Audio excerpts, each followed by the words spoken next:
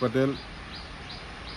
ખાસ કરીને સમગ્ર ગુજરાતમાં ખેડૂતો વીજ કનેક્શન મારફત વીજળી લઈને પોતાના ખેતરોમાં પિયતની વ્યવસ્થા કરતા હોય છે.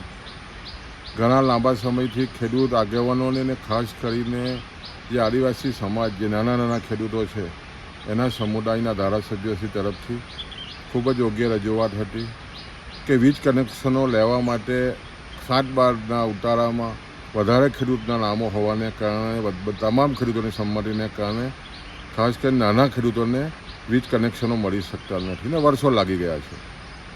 આ રજૂઆતને ધ્યાન લઈને આદરણીય મુખ્યમંત્રીશ્રી અને ખાસ કરીને ઉર્જામંત્રી કનુભાઈએ જે રીતે નિર્ણય લીધો છે, એને કારણે નાના અને ખાસ કરીને આદિવાસી સમાજના જે ખેડૂતો છે એને તરત જે વર્ષો લાગી ગયા વીજ કનેક્શનોમાં તમામની સંમતિ લેવામાં, અને એને કારણે પોતાના ખેતરોમાં જે રીતે વીજ કનેક્શનો ન આવવાને કારણે પોતાના ખેતરોમાં પિયત વ્યવસ્થા ન થવાને કારણે પોતાનો વિકાસ ન કરી શક્યા. પણ રાજ્ય સરકાર જે રીતે ત્વરિત નિર્ણય લીધો છે, ખાસ કરીને કે 7/12ના ઉતારામાં ગમે તેટલા ખેડૂતોના નામ હોય પણ કોઈનું સંમતિ વગર પોતે જે 7/12ના ઉતારામાં પોતે જે કૂવો અને બોર હોય અને વીજ કનેક્શન લેવા માગતા હોય તેવા તમામ ખેડૂતોને તાત્કાલિક ધોરણે વીજ કનેક્શન આપવાની જે વાત સ્વીકારી છે, આને કારણે ખાસ કરીને નાના ખેડૂતોને ખૂબ જ મોટો ફાયદો થવાનો છે. આ નિર્ણયથી સમગ્ર ખાસ કરીને દક્ષિણ ગુજરાતના આદિવાસી જે ખેડૂતો છે એને ખૂબ જ મોટો ફાયદો થવાનો છે.